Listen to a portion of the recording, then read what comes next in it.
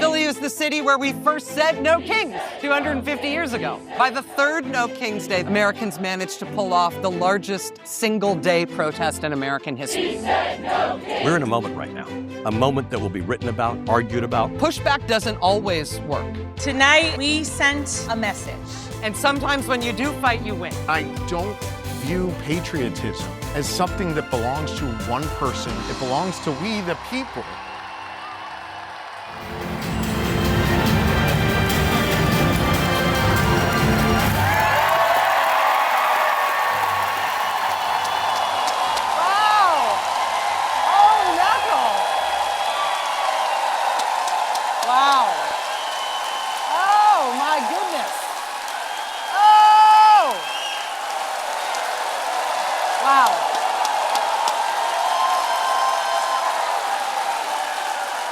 Wow.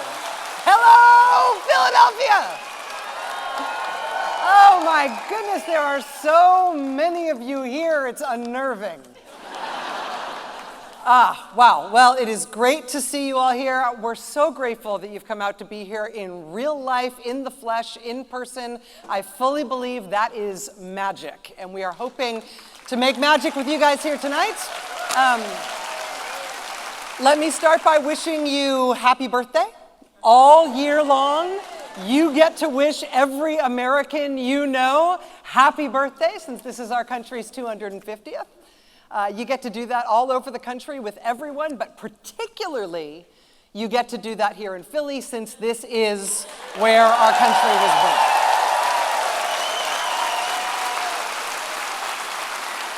This beautiful Philadelphia Academy of Music is, of course, the grand old lady of Locust Street, the oldest opera house in continuous use in the United States.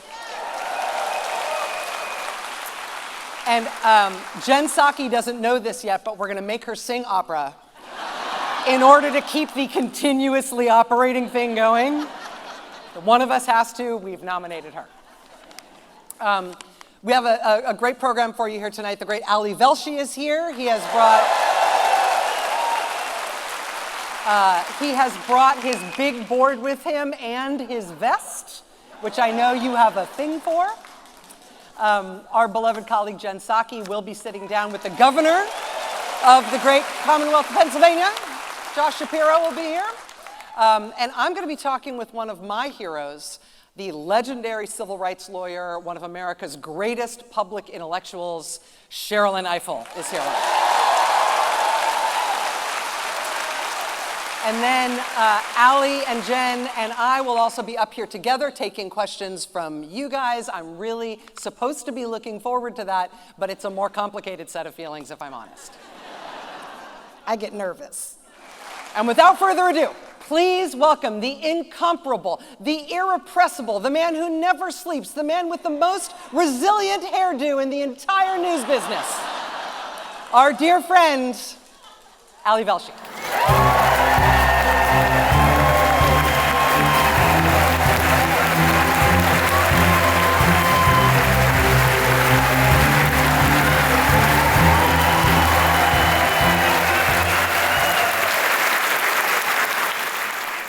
I'm going to tell you about the last 250 years of this country through the stories of people who fought for it, who bled for it, who wrote letters for it, who stood in the bitter cold for it, who even just held up a phone for it. People who changed the course of history not through power or privilege or position, but through a small act of courage. People whose names you may not know. And it all started here, right here. Literally less than a mile from where you're sitting right now. And not just here, but now, on this night, June 25th, 1776. 250 years ago today, at the corner of 7th and Market, Thomas Jefferson was in the final days of writing the most consequential sentence in the history of human governance. We hold these truths to be self-evident, that all men are created equal.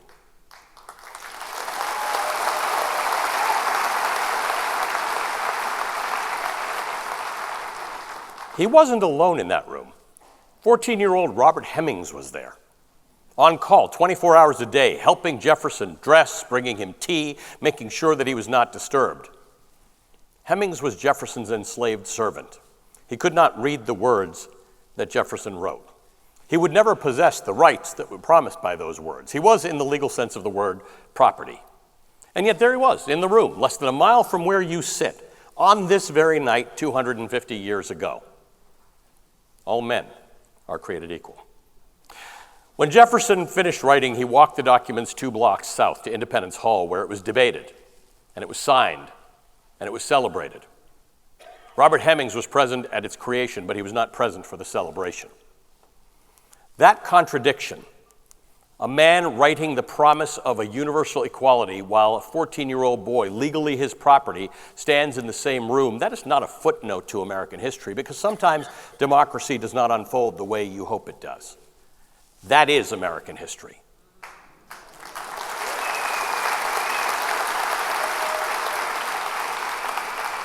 There is, interestingly, no image of Robert Hemings. We know a lot about Thomas Jefferson. We know, in fact, that he was about 6'2", which was unusually tall for the day. He was about the same size as George Washington. But we know very little about Robert Hemings. We do not know his height, we do not know his build, and we do not know the sound of his voice. But back in 2024, an artist named Sonia Clark placed video images of the eyes of his descendants in the windows of Declaration House. Each one was about 5 feet high, black and white, blinking, looking out onto Market Street. It was not until 1794, 18 years later, that Robert Hemings would gain his freedom because he found a doctor who was willing to advance him the purchase price.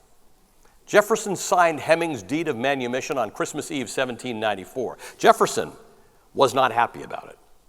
A boy he considered to be his property had found a way to be free.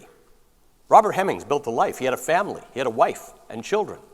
For Robert Hemings, the American experiment had just begun. December 1860, America was 85 years into the experiment, and it was failing. Could this attempt at democracy survive itself? Could a nation built on the promise of equality survive the fact that it had not delivered it? 7 states, South Carolina, Mississippi, Florida, Alabama, Georgia, Louisiana, and Texas, decided that the answer to that question was no. They formed the Confederacy, and their army fired a shot at the Union garrison at Fort Sumter, South Carolina. 4 more states, Virginia, Arkansas, Tennessee, and North Carolina, seceded. At least 620,000 people, some say 750,000 people, died in the Civil War, killed by fellow Americans. The 13th Amendment abolished slavery. The 14th Amendment established birthright citizenship, due process, and equal protection under the law. The 15th Amendment guaranteed the right to vote regardless of race. 3 amendments, 5 years, the most radical expansion of American democracy since the Declaration of Independence itself. And then, within a decade, the South began systematically dismantling every one of those promises. Black office holders driven out, black voters terrorized, black communities burned. The federal government looked away. It was called redemption. They were redeeming white supremacy. The promise of Reconstruction would not be kept for 100 more years, and even then, not fully. By 1920, America was 144 years into the experiment, yet half of its population could not vote. The 19th Amendment needed 1 more state, Tennessee. The legislature in Tennessee was deadlocked. A young Republican named Harry Byrne was 24 years old, and he was expected to vote no. But that morning, he had a letter in his pocket from his mother. Her name was Feb Byrne. Hurrah and vote for suffrage. Don't keep them in doubt. Be a good boy and help.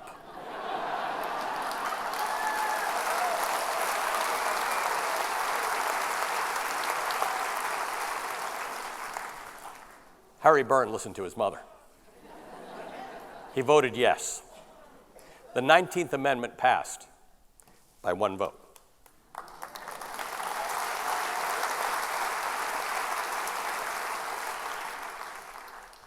Because a mother wrote a letter to her son. A small act of courage carried in his pocket. Ida B. Wells had been fighting for the 19th Amendment for longer than almost anyone. When the suffrage march arrived in Washington in 1913, 7 years earlier, she was told she couldn't march with the white women. She'd have to march at the back. She refused that indignity. She waited on the sidewalk while the march passed, and then she slipped out and joined her Illinois delegation in the middle of the march anyway. The 19th Amendment was a victory, but it was also a betrayal. One important door opened, but inside that door, a different one was still closed. That is the American pattern. The advance that isn't complete, the victory that leaves someone behind, the promise that has to be made again and again and again. America was 189 years into the experiment, and black Americans could still not reliably vote. On paper, the Constitution now prohibited racial and sex-based denial of the vote, but in the South, the paper meant nothing. Black voters faced literacy tests that were designed to be failed. They had poll taxes, grandfather clauses, registration offices that were open only on days that nobody could get there. And underneath it all, perhaps most important, the quiet but ever-present threat of violence. In Selma, Alabama, there was a woman named Amelia Boynton Robinson. For 30 years, she'd been trying to register black voters. The year before, she had become the first black woman to run for Congress in Alabama. She lost, but she kept going. On March 7th, 1965, she walked onto the Edmund Pettus Bridge with 600 marchers. State troopers, as expected, met them on the other side, on horseback, with clubs and tear gas. Amelia Boynton Robinson was beaten unconscious. She was left lying on the bridge. A photographer took her picture. This photograph moved Lyndon Johnson to go to Congress and demand the Voting Rights Act. One photograph, one woman, beaten but undefeated. 50 years later, Amelia Boynton Robinson, then 104 years old,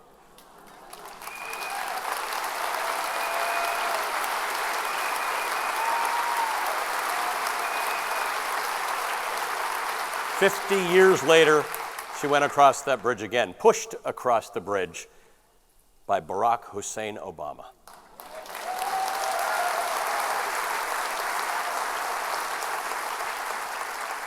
She just wanted to be able to walk across the bridge. She was pushed across the bridge by the first black president of the United States. She died 3 months after that photo was taken. She just wanted black Americans to be able to vote, but she lived long enough to see a black man in the White House push her across the bridge upon which they had tried to break her. Still ahead, more from Ali Velshi, plus Pennsylvania Governor Josh Shapiro joins us, and Rachel Maddow sits down with the constitutional law expert Sherrilyn Ifill. You're watching America 250, Country at a Crossroads.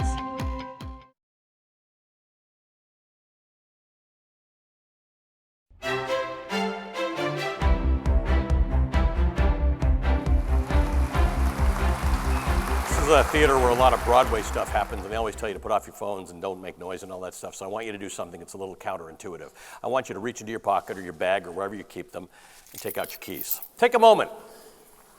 Look at your keys. They're the most ordinary objects in your life. You use them every day without thinking, to get into your home, to start your car, to open the things that belong to you. Just hold on to your keys for a moment. I'm going to come back to them. America was 213 years into the experiment. For 40 years, the United States and the Soviet Union had faced each other across an ideological divide, democracy on the one side, communism on the other side. Which idea would prevail? In the autumn of 1989, the question was answered not by Washington, not by a general or a president or a weapon system. It came from the streets. In city after city across Eastern Europe, people who had lived their entire lives under communism simply stopped. They stopped complying. They stopped pretending. They walked into the streets and they said, no more. In Prague in November of 1989, hundreds of thousands of people gathered night after night, students mostly, young people who had never known anything but communism. They simply didn't believe it anymore. So they took out their keys. Here. One of them was Tomas Havlicek. He was a 19-year-old student. He stood in the square in the freezing cold. He reached into his pocket. He took out his keys. He held them about his head. And he shook them. And the person next to him shook them. And the person next to her shook hers. And the person next to him, until hundreds of thousands of keys filled the square in the freezing dark. There were no guns. There were no bombs. There was no violence. There was just this times hundreds of thousands. What Tomas held in Prague that night, you're holding in your hands right now. On December 29, 1989, Václav Havel, a playwright imprisoned by his own government for the crime of writing words that the government did not like, sound familiar, became the first freely elected president of Czechoslovakia. Because enough people believed that human beings deserve to govern themselves, that freedom is not a gift from the powerful, that freedom belongs to everyone. That is what the American experiment at its best said to the world. Not be like us, but you deserve what we are still trying to become. So now do with me what hundreds of thousands of people did in Prague 36 years ago. Do it with me. This is the sound of the idea winning. This is what it sounds like. This is you telling everybody around you what power you have. Because when enough of you do it, the sound is deafening.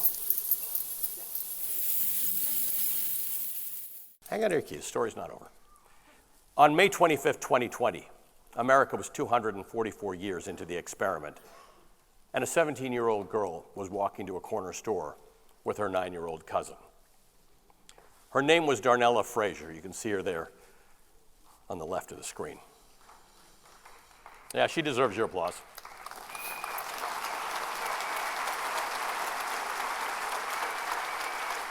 A 17-year-old girl on the way to the store. She saw a police officer with his knee on a man's neck. She took out her phone. She held it up. She hit record. For 9 minutes and 29 seconds, she recorded, as onlookers begged the police officer, Derek Chauvin, to stop. Officer Chauvin did not stop. Darnella Frazier did not stop either. A teenager used the only weapon she had against an armed, violent agent of the state. George Floyd died on that sidewalk, but 26 million Americans took to the streets in all 50 states, in countries that had nothing to do with American policing, the largest protest movement in American history. In those 9 minutes and 29 seconds before he died, George Floyd did something no argument or protest sign had been able to do. He called out for his mother. A man who was dying and wanted his mother. And every parent who saw that video, every mother, every father of every color, in every city, in every state, recognized that same sound because it is the oldest sound in the world. A child calling for the person who was supposed to keep them safe. George Floyd was somebody's child. And Darnella Frazier and her phone had made it impossible to dehumanize him after the fact. We knew him as a man and as a son before anyone could make him into something easier to dismiss. She had done what the Declaration of Independence promised and had so rarely delivered. She made him fully human in the eyes of the people who needed to see it. And Officer Derek Chauvin was convicted of second-degree unintentional murder, third-degree murder, and manslaughter.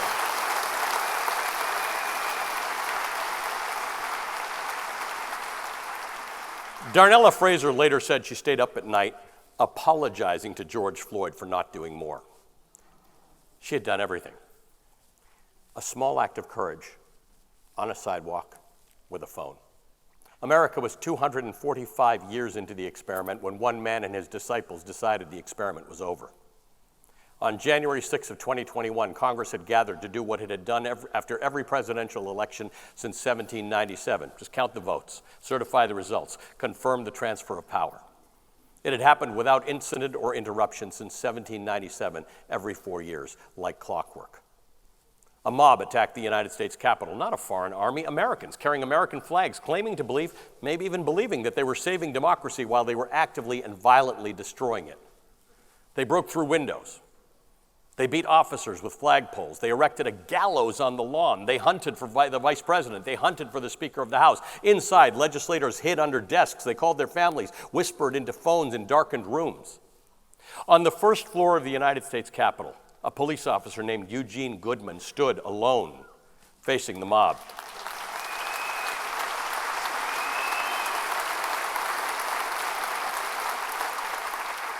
On his way to this door, he had passed Senator Mitt Romney in a corridor and directed him to safety.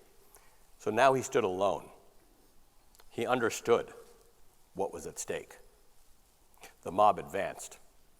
Eugene Goodman went up the stairs, drawing the mob after him, making himself the target leading them away from the Senate chamber, which was still full of legislators who had not been evacuated, toward a place where the mob could be contained. He bought enough time, one man, one staircase, one decision made in seconds. 250 years from now, someone's going to stand on a stage somewhere in this country and tell the story of this moment, of this time we are living through right now, of the people who showed up like you when it mattered, of the people who held the line, of the people who did the one thing that was available to them. I don't know whose names will be on that list. None of these people I've told you about had a key that was any bigger or shinier or more powerful than anyone else's. They just used the one they had in the moment they were in. We're in a moment right now. A moment that will be written about, argued about, taught in schools that do not yet exist by teachers who have not yet been born. The names on the next list, the names that will be recited 250 years from now, are waiting to be written by people who understand that what we hold in our hands, what you hold in your hands right now, is not just a key. It's the power to show up. It is the memory of everyone who came before us. It is the evidence of what ordinary people can do in extraordinary moments. It is the responsibility, the urgent, the unavoidable, deeply personal responsibility to do the one thing that is available to us in the moment in which we are in. What will America's next 250 years be? You hold the keys to that question in your hands right now. Thank you. Coming up, Pennsylvania Governor Josh Shapiro is here, why he believes America may need a new constitutional amendment as we mark our 250th anniversary. Where we both gain hope is in our fellow citizens and the standing up and the fighting back and the not taking it.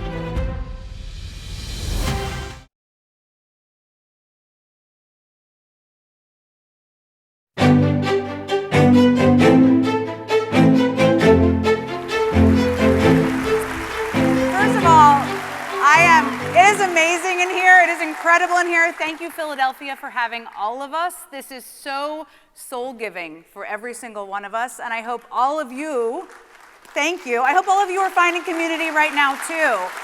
I know I heard Rachel say that I was going to sing opera or ABBA. I heard ABBA. I'm not going to do that. Nobody wants that. But what I'm betting you do want is for me to introduce and bring on stage the governor of the great state of Pennsylvania, Governor Josh Shapiro.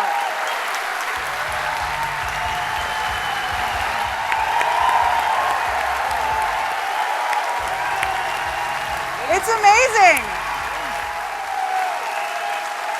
It's good to have you in Philly. It's great to be here. Amazing. Great to be here. My daughter had her first cheesesteak today, but I'm not going to tell you which one because I don't want to start a war. By the way, that's tough politics if you start picking favorites there. You want to be careful. So my first question is, what is your favorite? No, I'm not picking favorites. Just Come kidding. on. That's not what it is. Yeah. I wanted to start just by, I was reflecting on what Ali Velshi was just talking about. Yeah. Ordinary people standing up in extraordinary times. And maybe there are people in this audience right now who are going to be a part of that. And as you think about what the history books are going to write about this moment in our history, we're approaching the 250th anniversary. That's why we're all here. Yeah. What do you think the history books are going to write about this moment we are all living through? Well, let me start with ordinary people doing extraordinary things and then get to that. In many ways, it's tied directly to the 250th anniversary of this great nation. There was a man who signed both the Declaration of Independence and the Constitution, who was one of my predecessors, a guy named Ben Franklin. Ben Franklin. You may have heard of him. You may have heard of him. By the way, one of only, I think, 5 people that signed both the Declaration and the Constitution. He was instructive of a whole lot of important words on both of those documents. But I think the most important words he uttered was after the Constitutional Convention, about 240 or so years ago, when he walked out onto the cobblestone streets of Philadelphia, right outside the Pennsylvania State House, the Independence Hall as we know it. And a woman walked over to him. Think about this, a woman who didn't have the right to vote at that moment, walks over to him and says, Dr. Franklin, what do we have here, a monarchy or a republic? Mm-hmm.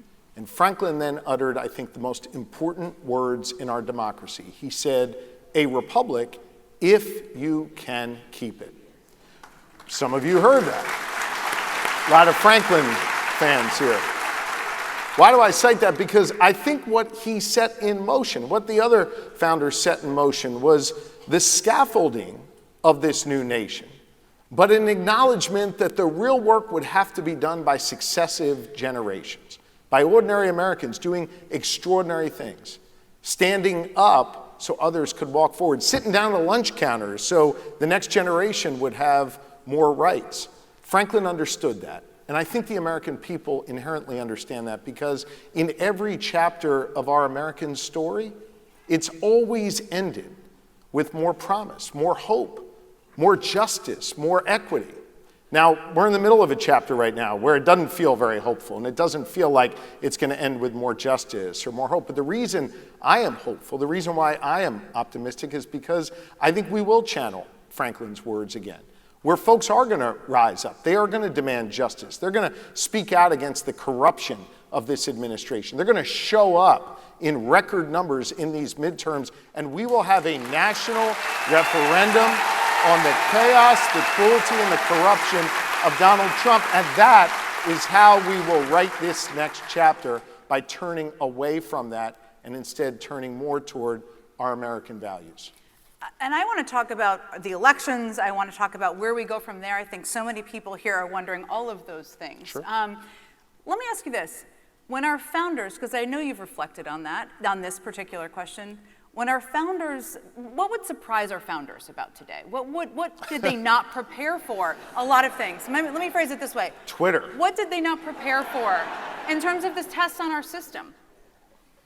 When our founders gathered at Independence Hall and first declared our independence, then wrote our Constitution a decade later, the biggest fear they had was that one individual would accumulate too much power, that they would become a tyrant, that they would become what we had already just walked away from, and that is being governed by a king. Madison wrote extensively about this. He would talk about how government was not going to be made of angels, otherwise we wouldn't need a government at all.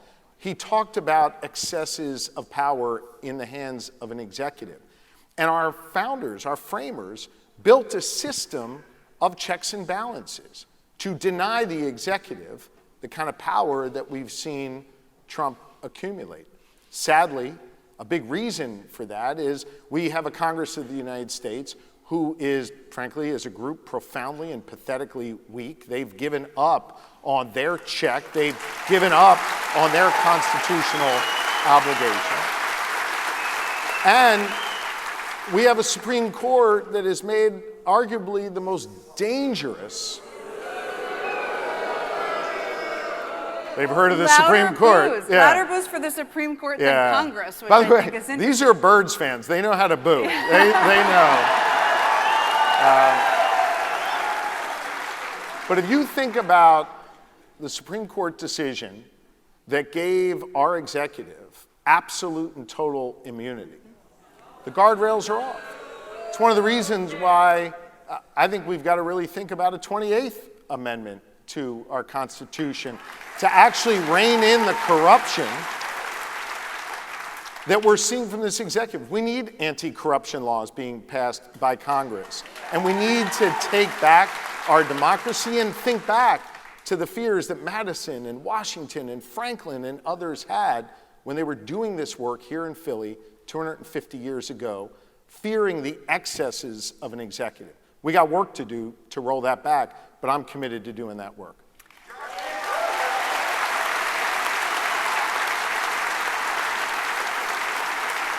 The courts, I suspected you might bring up the courts. The courts are, as we saw from this crowd, a source of extreme frustration is one way of putting it. And the lower courts, I will say, have been a bulwark in at many moments against the excesses and the illegality.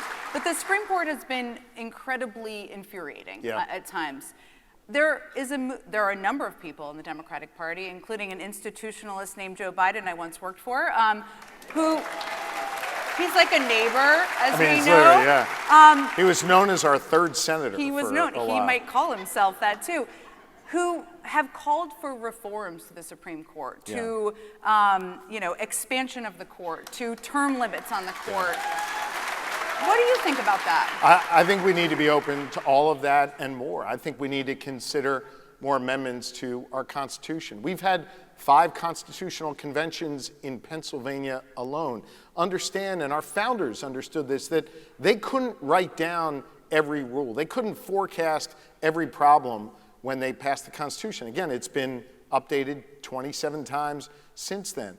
I think we've got to have everything on the table. We've got to be bold. We've got to understand that the excesses that maybe people wrote about in books but never imagined a chief executive, a president, would engage in, because of course we imagined even a president we disagreed with to be grounded in a love for this country, grounded in we the people, right? And we don't have that now. And I think it calls on us to have real reforms of the court and be open to real reforms of our Constitution, and certainly be open to a Congress of the United States passing anti-corruption, anti-gerrymandering, and a new voting rights law here in this country.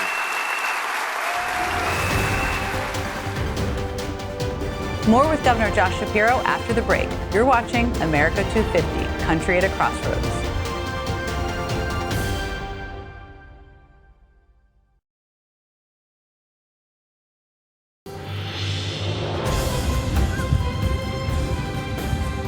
This is an event about the 250th anniversary. Yeah. That's not about one president. It's not about one person. It's not about one leader. It is about the country and everything we have been through, and ordinary people doing extraordinary things. I think as we've all watched, or maybe you've covered your eyes at times, and if you did, that's understandable. They would never cover their eyes during your show. Well, that's okay. Or, Their eyes are always or open. an Eagles game. Or an Eagles. Or an Eagles, unless they're losing, which I won't say. Maybe Yeah. that never happened. But Donald Trump has made it entirely about himself. I mean, he held the UFC fight on his birthday. He has, yes, I know, that was quite something. He even called the America 250 celebration the most spectacular Trump rally. That was a quote from him. I didn't even make that up. How are you thinking and sitting with that? I mean, as we've just been discussing, you were a historian of our nation's history. You care about it quite a bit. You ran for office because you wanted to be in public service. How do you digest all that? Early this morning, I had the good fortune of being able to be at Independence Hall.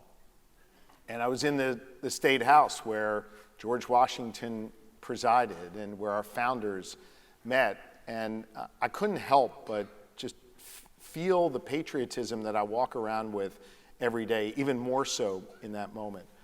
I am a proud, patriotic American. I love this country. I believe this is the greatest country on the face of the earth.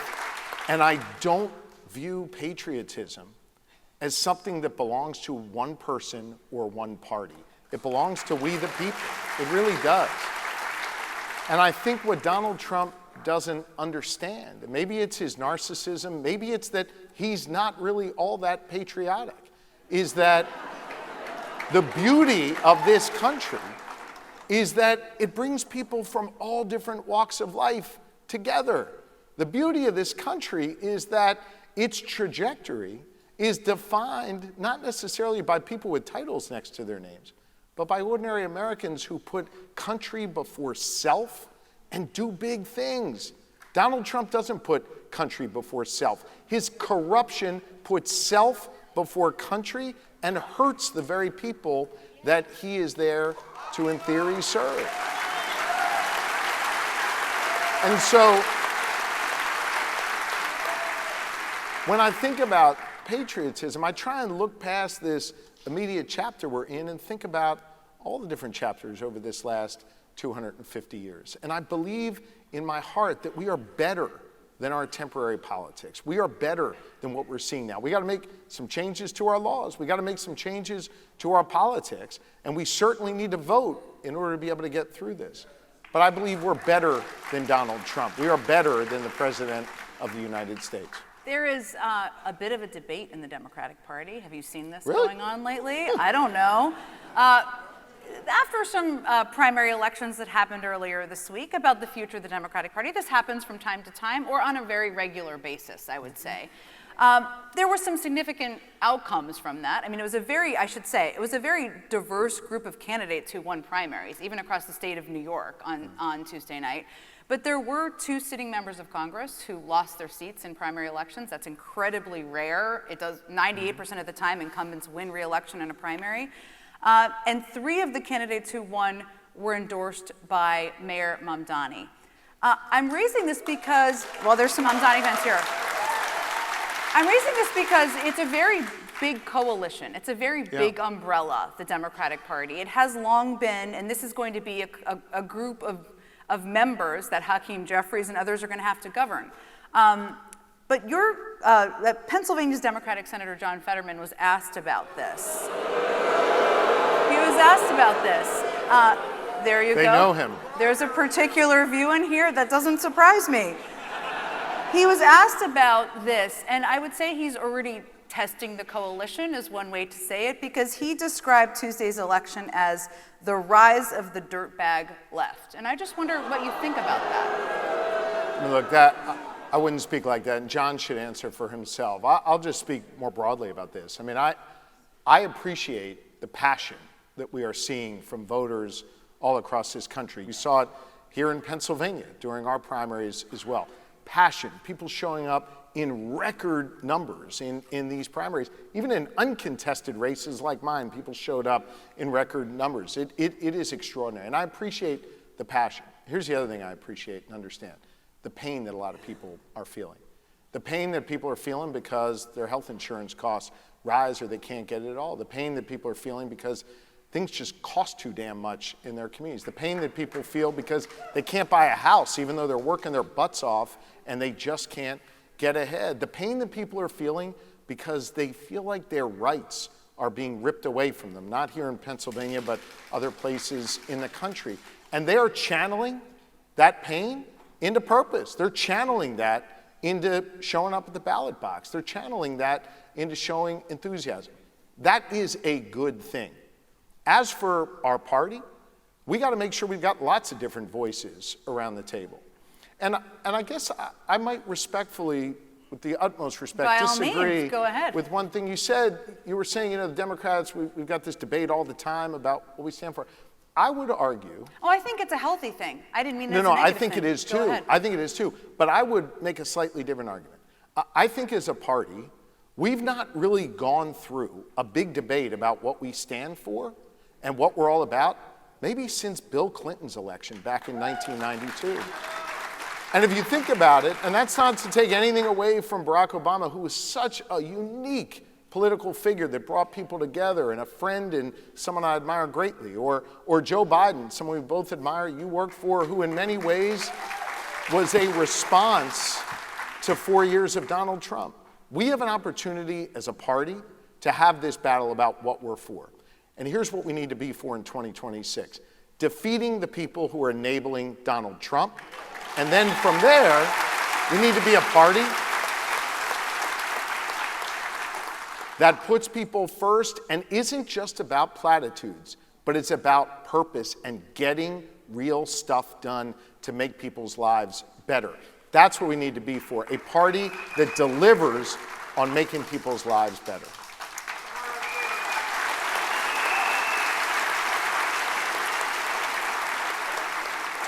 Something that I sometimes hear from people, and you may hear it too, you hear all the things because you're traveling around the state, is that we just have to get through the next 2.5 years and everything, the system will go back to normal and things will go back to, there's some skeptics in the room. I'm with you, I'm skeptical with you. It feels like that's not entirely true, or I don't find that to be true. The Republican Party is not the Republican Party of what it was. It is a MAGA party now, essentially.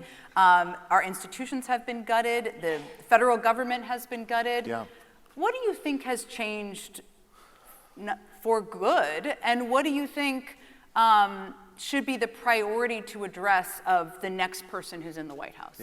Well, first off, I would just say, anybody who's thinking around, sitting around thinking, oh, it's just another 2.5 years, we'll get through it. I hate that attitude. That's a passive attitude.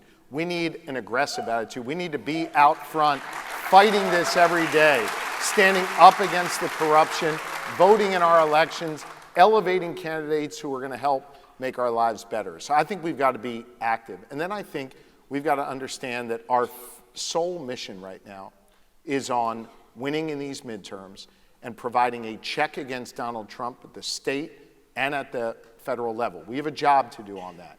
And then as we go forward, I think we have to understand that rebuilding a federal government like it was before Donald Trump showed up cannot be the answer for the Democratic Party.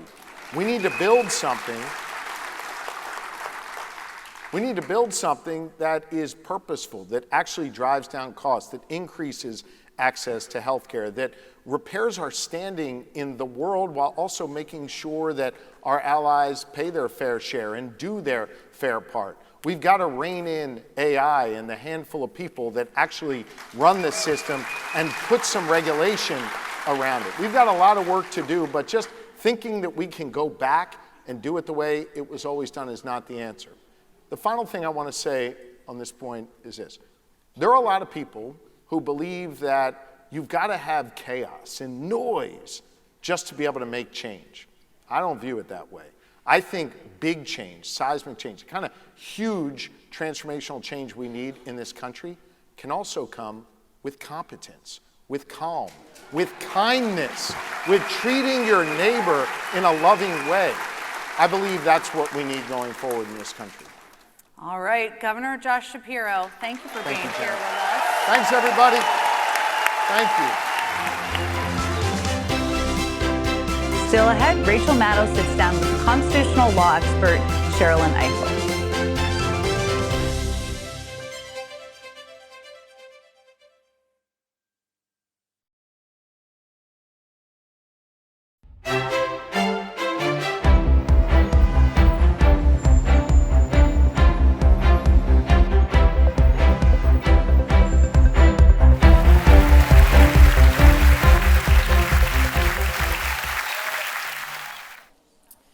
He has refused his assent to laws the most wholesome and necessary for the public good.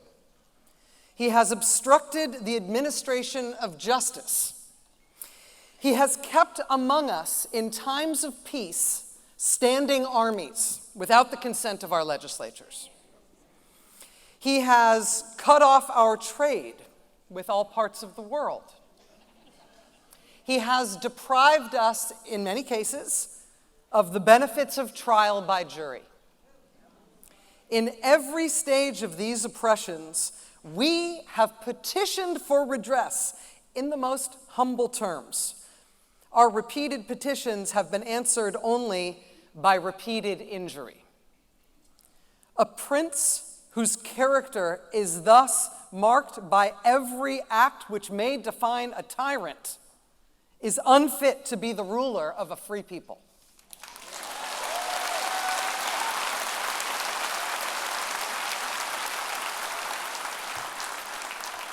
Nine years ago, in 2017, on July 4th, 2017, NPR did something that it does every year. National Public Radio, NPR, every year they have their broadcasters read the Declaration of Independence on air, in full. In 2017, NPR also posted the Declaration online. They just posted the whole thing, unedited, in a long series of tweets. This is an annual tradition for NPR. This is how they mark the country's birthday every year. You know, they're refamiliarizing all of us with the words that launched our national bid for independence. And not just the opening lines that we all know so well, not just when in the course of human events, not just we hold these truths to be self-evident, but they did all the words in the Declaration of Independence, the full indictment, because that's what our Declaration of Independence is. It is an indictment, enumerating the crimes of a tyrant. So NPR posts it, and they have their staff read it every year. But in 2017, when they did it, that was Donald J. Trump's first Independence Day as President of the United States. And that year, when NPR did its annual recitation, just like they do every year, fans of our new president heard those words or read those words online, and they thought it was an attack on Donald Trump. Real headline, quote, "Some Trump supporters thought NPR tweeted propaganda. It was the Declaration of Independence." Outraged responses to the Declaration's language that day included this. "So, NPR is calling for revolution. Interesting way to condone violence while trying to sound patriotic. Your implications are clear." Or this one, "Propaganda is all that you know how to do? Try supporting a man who wants to do something about the injustice in this country." And also, this was great just because it's so pathetic. "Please stop. This is not the right place." Try Canada? The president's supporters were really quite upset. Upset enough that when CNN wrote up the furor, they had to put it in a clarifying headline that said, "No, NPR was not trying to start a revolution."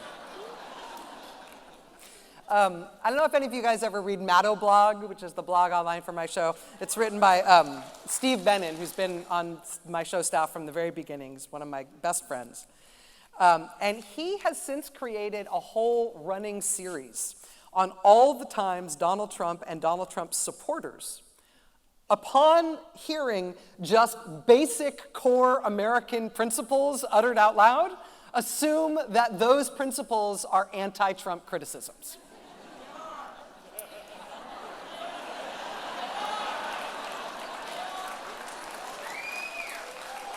It is funny and obvious, but it's also really a very bullseye analysis, right, of the biggest question facing our country on our 250th birthday. Because, one of the core principles of our country, the core principle that led our forebears to found this country, is that we fight tyrants. That's who we are.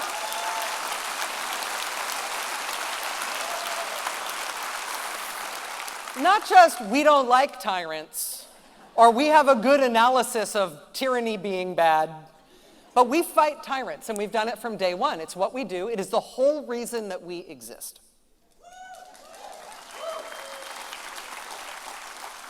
Earlier this month, you might remember, first week of this month, we observed the anniversary of D-Day, when Antifa, or rather, the American military, launched the largest seaborne invasion in world history.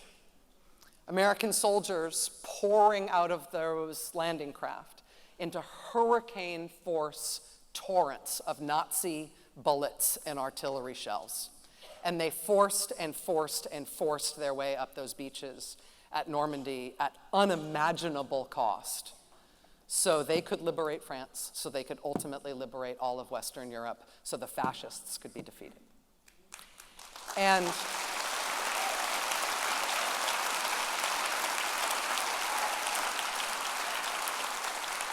we talked about this on my show, a little bit on the Monday after the anniversary, but I'd like to show you some of how that anniversary was marked. This was Decatur, Alabama this year, June 6th. D-Day vets fought fascism. This is how it looked in Dallas, Texas. Honor D-Day vets, resist fascism. This is how it looked in Vancouver, Washington. Vets beat fascism, we can too. Hampton Falls, New Hampshire, D-Day heroes equals the OG Antifa. Lake Mary, Florida, World War II vets, first anti-fascists. Raleigh, North Carolina, D-Day heroes fought fascism. And this is Los Angeles. Honor D-Day, fight fascism at home. Literally hundreds of communities this month taking up that message. Americans, in our DNA, our foundational value, the thing that makes America a place, the thing that makes Americans Americans is that we fight fascism, we fight tyrants. We did it back then, we do it still now. We just passed the anniversary of the very first No Kings protests. That huge crowd that came out right here in Philly. Look at that.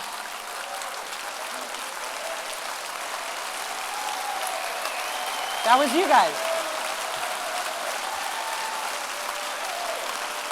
Philly was the flagship city for the first No Kings Day protest, which will go down as yet another seminal date in the history of fighting fascism in Philadelphia. And of course, Philly was the flagship, right? Philly is the city where we first said no kings 250 years ago. By the third No Kings Day this past March, Americans managed to pull off the largest single-day protest in American history.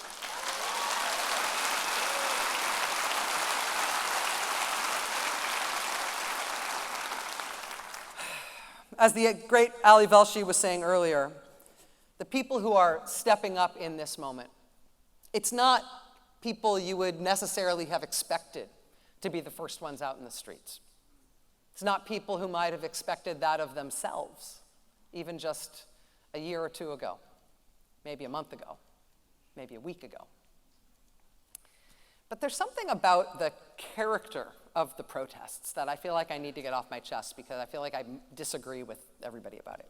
So I therefore have to keep hammering away at it until somebody agrees with me. But you will often hear people express the worry that at a lot of these protests, at all the No Kings demonstrations, for example, all this raucous rabble-rousing is gonna alienate the people that we need.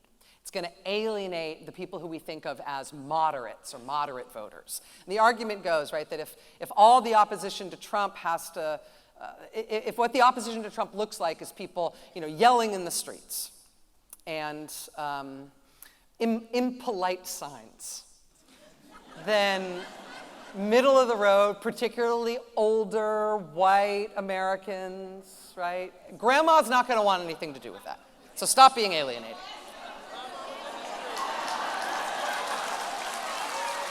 To which the correct answer is, ask Grandma. But to which I would also say, have you actually taken a look at Americans protesting lately? Because protests right now in this country have all sorts of people at them. But I take particular joy in the fact that a lot of our protests right now are pretty reliably filled with cotton tops, with white-haired people, who I can tell you are not at all alienated by the impoliteness, who are not at all alienated by the protesting and the shouting. They are joyous and jubilant and fearless and very often funny. And in Los Angeles, 94 trips around the sun, one birthday wish, impeach Trump.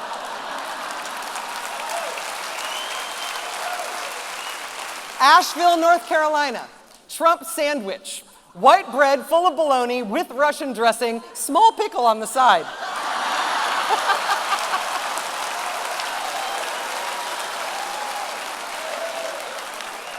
In San Jose, California, supercalifragilistic Trump, you are atrocious.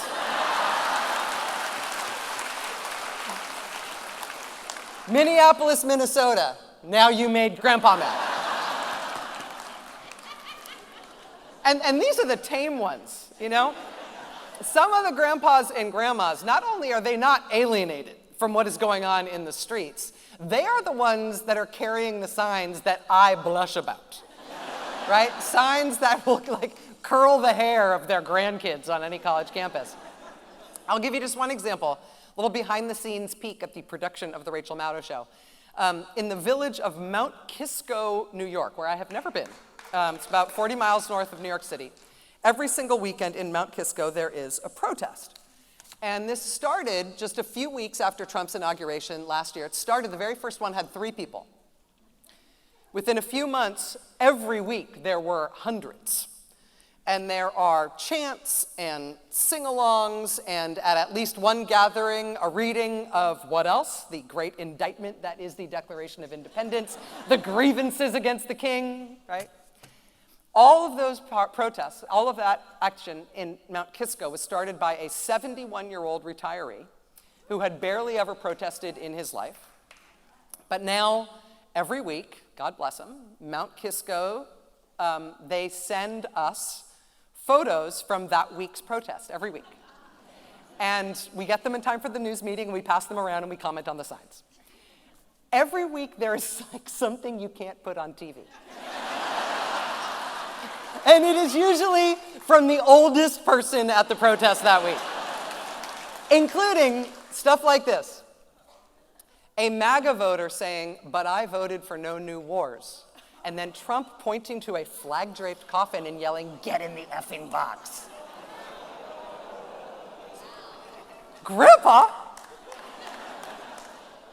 There's also this white-bearded gentleman carrying a sign that depicts Vladimir Putin leading Trump on a leash. Dogs and diapers, I don't know, but there's a diaper involved, I don't know. Here's another Putin one, actually. Putin as a kind of puppet master pulling the strings on Trump while he holds the Epstein files in his other claw. Who is really in control? You see what I mean? Edgy, right?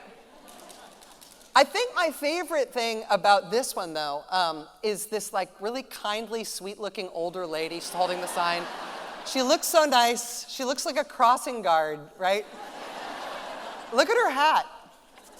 Her hat says, "F you, Trump, you effing F."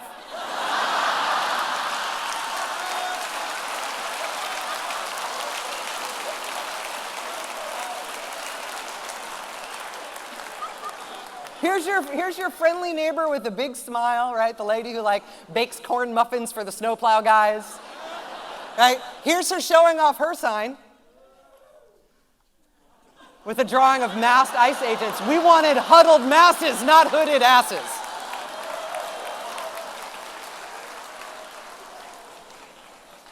Now, have you eaten? You look skinny. Write to your aunt. It's her birthday.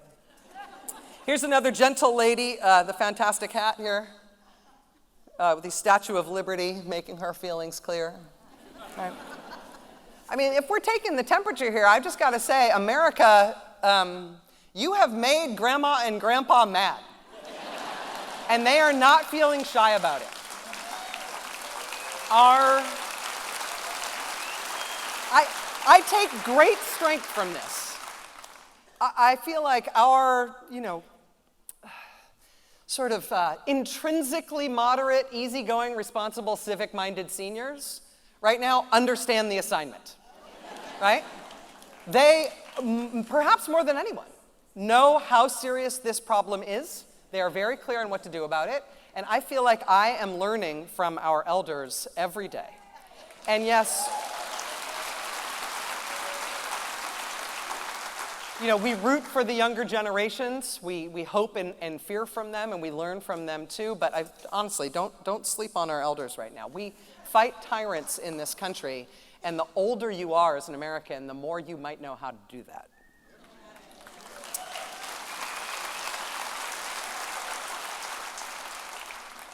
So Ali talked earlier about Selma, Alabama, the site of violence and moral triumph, and one of America's great moral reckonings during the Civil Rights Movement. Last month, thousands of people turned out in Selma again, and Montgomery again, after the US Supreme Court essentially rescinded the Voting Rights Act of 1965. And as Republicans in every state of the former Confederacy tripped over themselves, trying to eliminate almost every black congressional district in the South. As Republicans pushed not just new congressional maps, but new state legislative maps that could eliminate nearly half the majority black legislative districts in the South. The moral cornerstone achievements of the American Civil Rights Movement are being rescinded in what this year amounts to a nationwide convulsion of Republican white power politics. But they are not doing it without a fight. Last week, did you see what it looked like when hundreds of people flooded the state capitol in Georgia? Did you see that footage?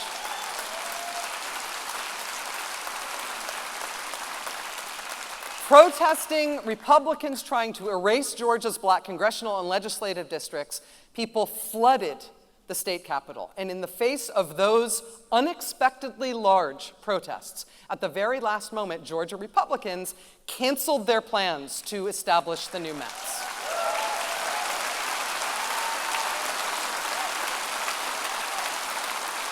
They gave in. They gave up. I'm not a big lottery fan, because math and stuff, but I do like that slogan, you can't win if you don't play. Pushback doesn't always work, but you lose every fight that you don't fight. And sometimes when you do fight, you win. And what we are seeing with leadership from African American communities in particular is that morally legible, nonviolent, principled protest works. Yes, now, even in 2026. And yes, Georgia Republicans may yet bring back their plan to impose those new maps, especially if this November the Democratic gubernatorial candidate, Keisha Lance Bottoms, is elected as Georgia's first black woman governor. We expect.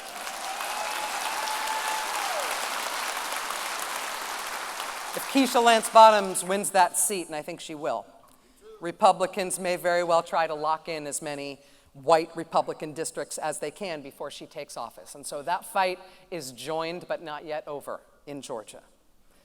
But what that means to us is just the comfort of certainty in knowing that the fight to stop them will continue.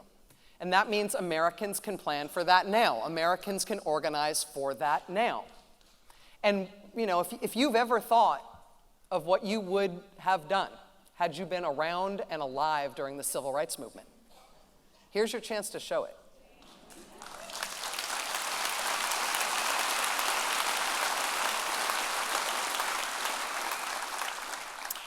So we are in the middle of a really radical effort in this country to, I believe, try to get rid of our constitutional republic.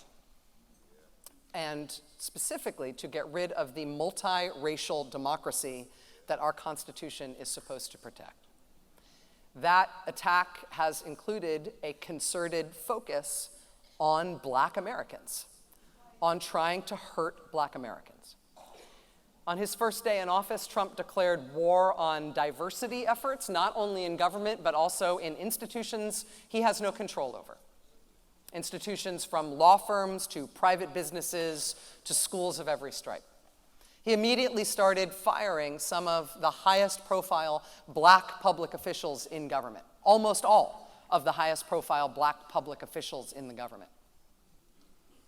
When he and his top campaign donor, Elon Musk, started getting rid of huge swaths of the federal government, they targeted their cuts disproportionately to hit agencies that disproportionately had higher numbers of black workers. There has been a rule in place since 1965 that bans federal contractors from discriminating on the basis of race, color, sex, religion, sexual orientation, gender identity, or national origin. Federal contractors cannot discriminate. That rule has been there since 1965. On Donald Trump's first full day in office, he rescinded that rule. Less than a month later, Trump administration announced another rule change. And I have talked about this a few times in public, and I can tell from the reaction every time I talk about it that people think I'm leaving something out. That it can't really just be what I'm saying. But I swear to you it is.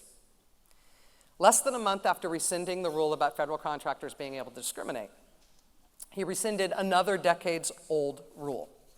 The rule that tells government contractors they cannot have segregated facilities. Trump rescinded that. So segregated facilities are okay. Under Donald Trump, the federal government is no longer enforcing the Fair Housing Act, which since 1968 has made it illegal to refuse to rent to someone or refuse to sell a house to someone on the basis of their race. And he did all of that before the hardline conservative majority on the Supreme Court, including all of Trump's appointees, voted to end the Voting Rights Act. He did all of that before that. What about the refugees?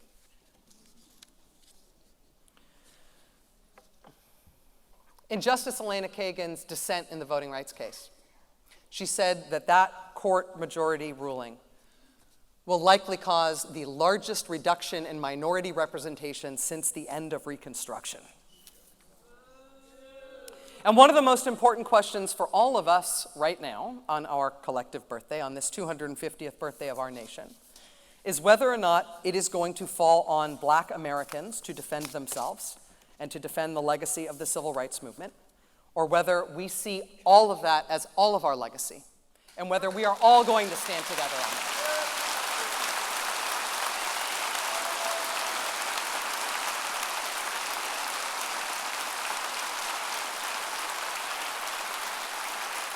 And so we're going to talk about that tonight. We're going to talk about the treatment of immigrants. We're going to talk about the treatment of refugees in that ruling with civil rights lawyer and national treasure Sherrilyn Ifill. Earlier this month, Sherrilyn Ifill asked this. She said, "Are you prepared to stand and watch as Black political representation is erased? Do you yet understand that this is also your fight if you hope to live in a democracy?"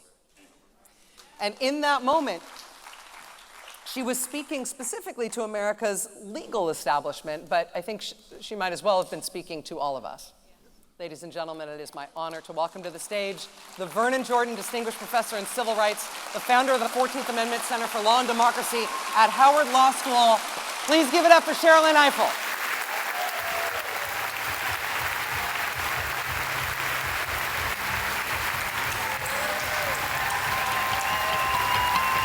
Coming up, Rachel talks to Sherrilyn Ifill about the forces that could shape the next chapter of American democracy.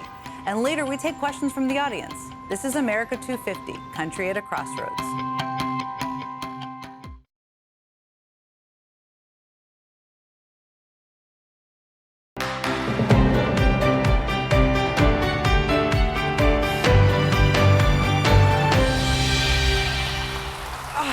Do you ever think about an alternate universe in which Donald Trump isn't president and you're on the Supreme Court? Because I think about that all the time. All the time. This Supreme Court? Yes. No. No.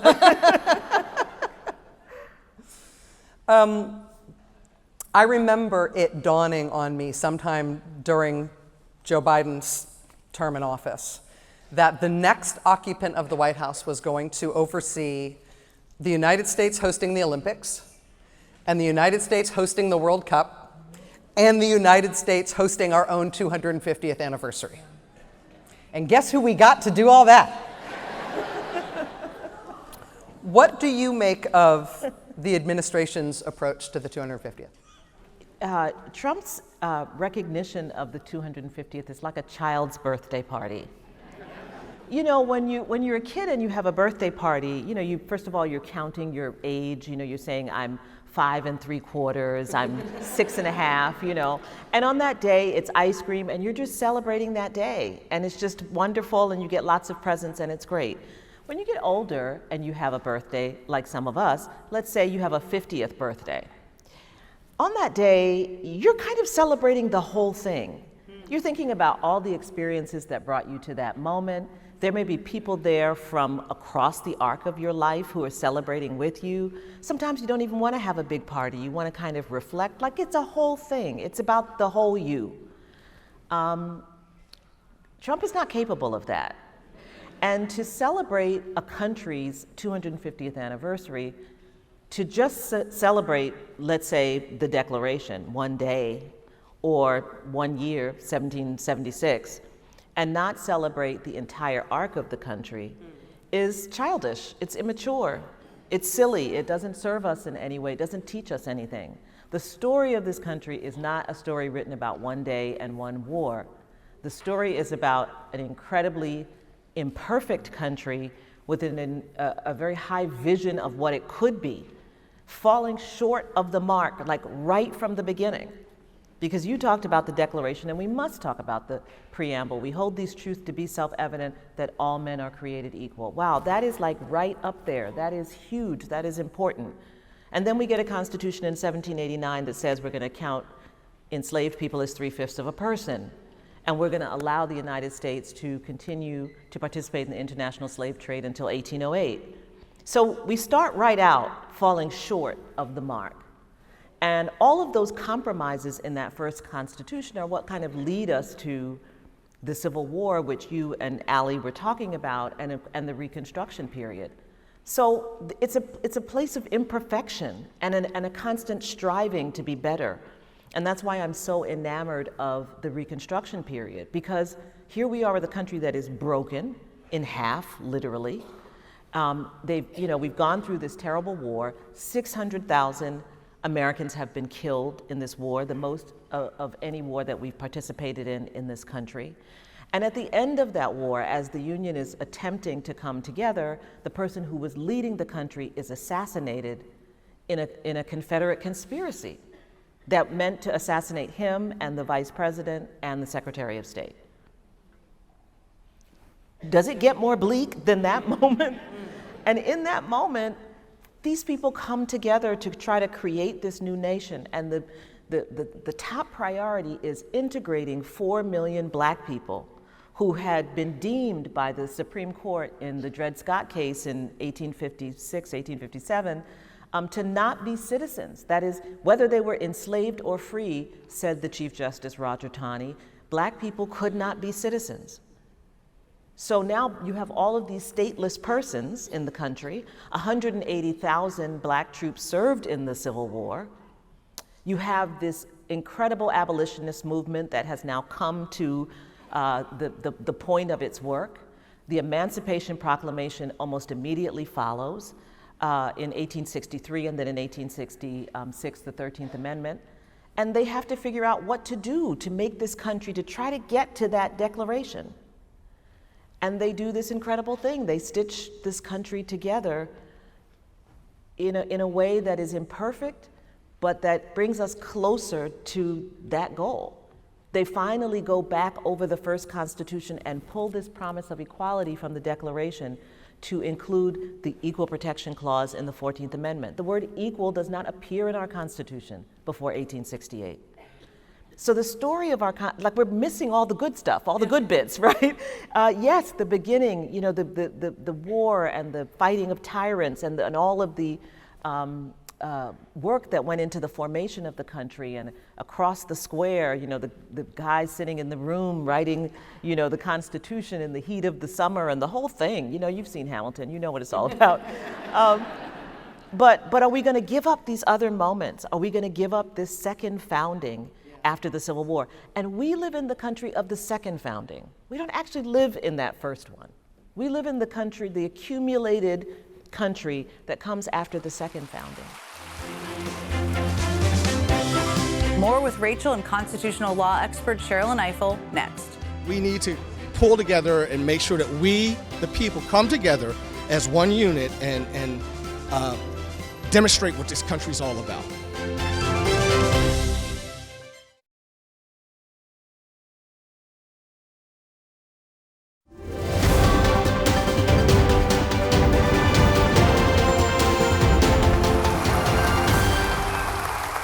The other thing that I have my eyes on with the court, particularly with these voting cases, is that if I were a despot, say, and I wanted to nullify or ignore or steal the results of the next election because I didn't think they were going to go my way, what I would prioritize, hypothetically, I would prioritize making sure that the elections were chaotic and making sure that they seemed a little dodgy.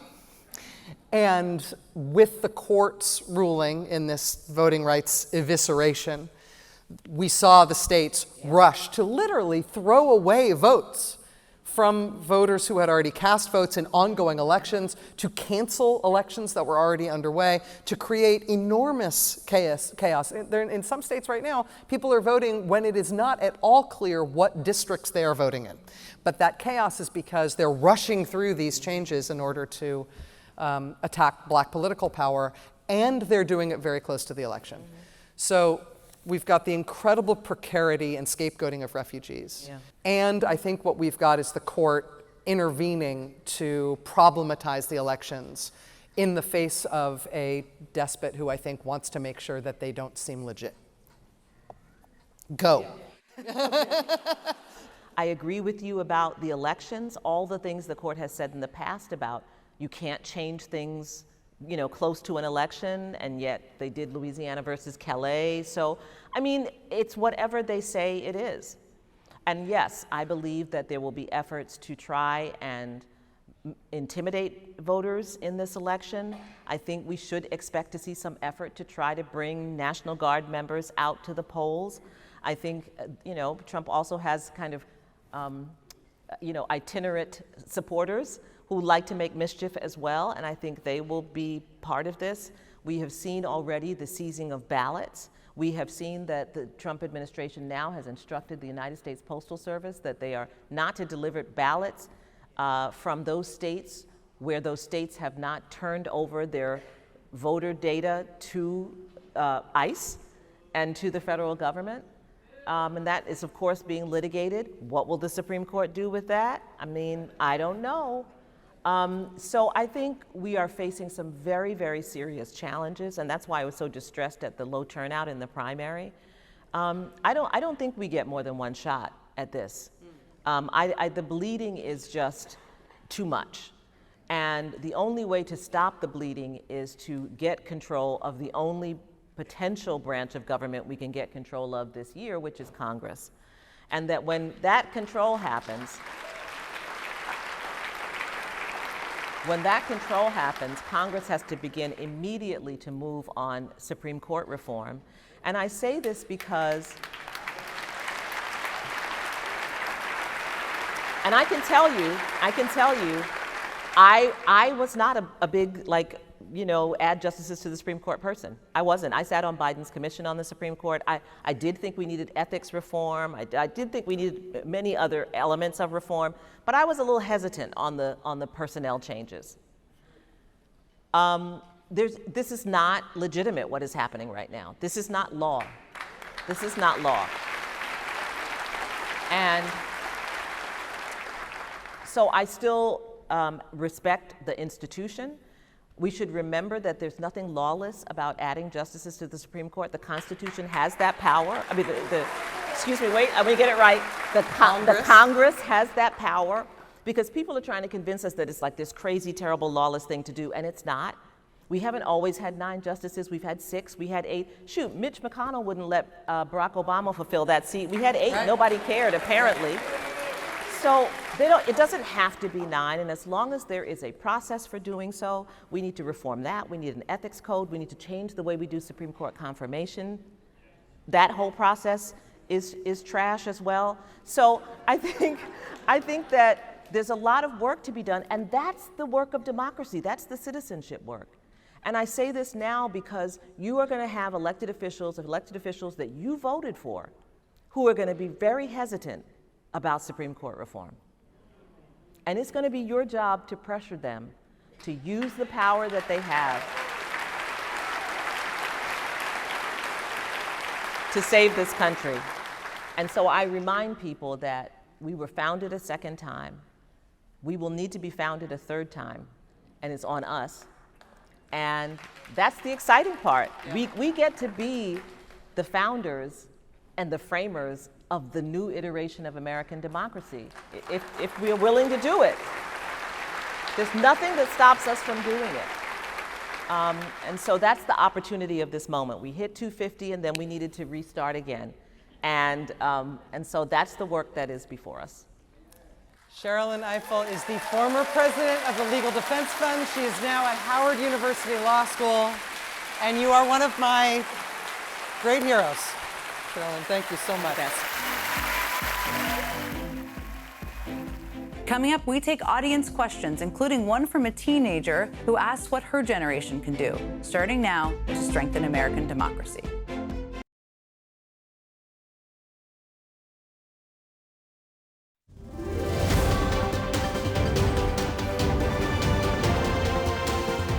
All right, we're back.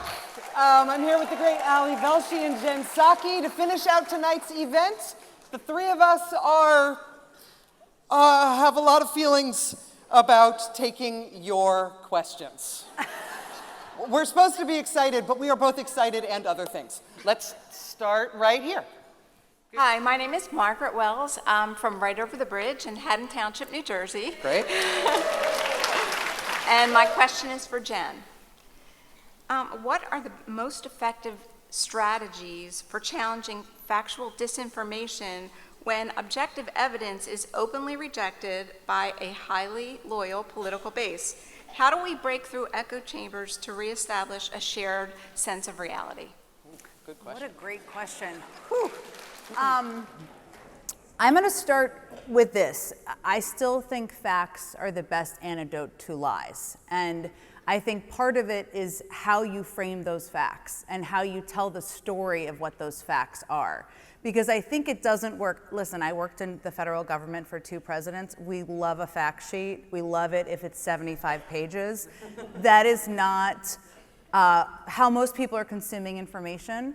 So I think part of it is how it's being packaged and how it is being used as a means of bringing people into the story of something and not just spitting out data points to them, if that makes sense.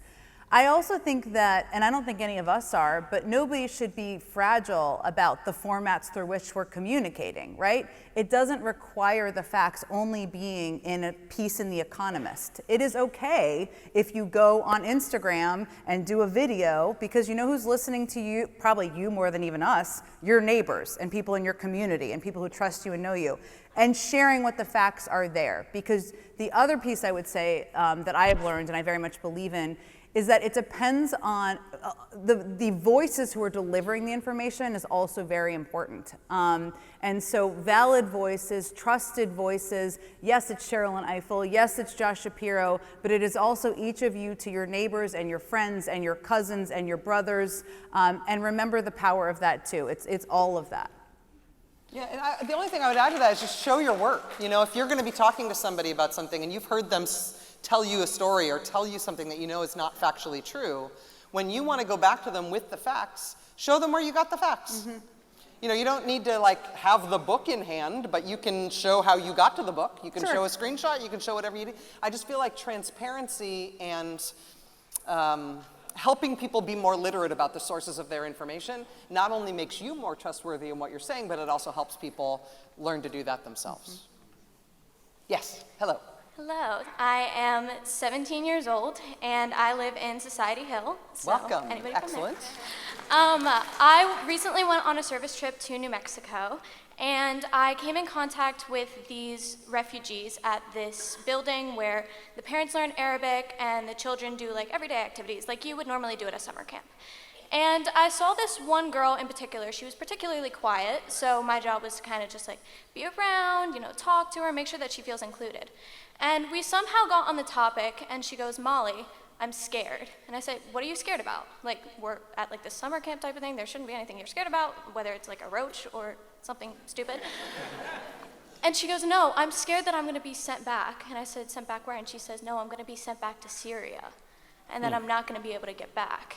And hearing that as a 17-year-old who is more of an empath than apparently some of my peers, I see that I almost started crying. I sat there and I hugged her, and I just was wondering, as somebody who knows that they're gonna be the next generation of the government, somebody who's gonna be holding this government together pretty soon, I was wondering if you had any advice for any of us, even as somebody who can't even vote yet. What should we be doing before we reach that age where we're gonna have to inherit this government? She's doing it. She's doing it. Yeah. You're doing exactly what you're supposed to be doing. Being here, asking us that question, you're doing it, but you hugged her. That's what Rachel was just saying. If someone feels like they're the other, hug them. They are your neighbor, they are your people. That must have done something very important to her, to say, I'm scared someone here is thinking about keeping me safe. Because I think once you start thinking about something, the road between thinking about it and doing something is very short at that point. You're ready. I hope you grow up faster than science allows and take over the government. Thank you. That's amazing. I would just add, never lose your empathy. People who are twice, 3 times, 4 times your age in government, the best public servants are empathetic. They care about the people they represent. They care about the things they're working on. And empathy is the greatest driver of excellent governance and excellent public service. So keep that story in your heart and don't change that part of who you are as you're kind of ambitiously moving forward in the world. Anybody else want to vote for Molly for president? Thank you so much for coming tonight. It is our privilege and our honor to be able to look you in the eye and say thank you for watching MS Now. Thank you for supporting us. Thank you for coming out tonight. Let's do it again sometime. Thank you so much. It's been a great night. Thank you.